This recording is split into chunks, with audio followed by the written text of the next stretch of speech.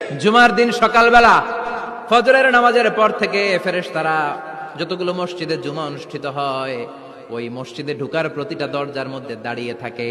কারা কারা আগে আগে জুমার নামাজ পড়ার জন্য মসজিদে যায়, প্রত্যেকের নামগুলো একটা জান্নাতের রেজিস্ট্রি খাতার মধ্যে তুলে নেয়। এই নামগুলো স্পেশালি আল্লাহর কাছে পাঠানোর জন্য। সুবহানাল্লাহ কইবেন না?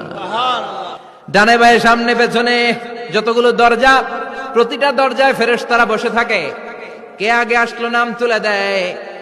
তুলতে তুলতে তুলতে তুলতে খতিব সাহেব যখন খুতবা দেওয়ার জন্য মিম্বারে যেয়ে বসে যায়, ফেরেশতারা তাদের খাতা বন্ধ করে তারাও খতিব সাহেবের সামনে জুমার খুতবা শোনার জন্য বসে যায়। পড়েন সুবহানাল্লাহ।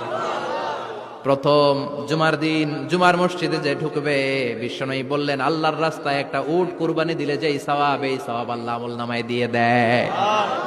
দ্বিতীয় পর্যায়ে যে ঢুকে, বিশ্বনবী বললেন বাকারা, গরু কুরবানির সওয়াব পায়।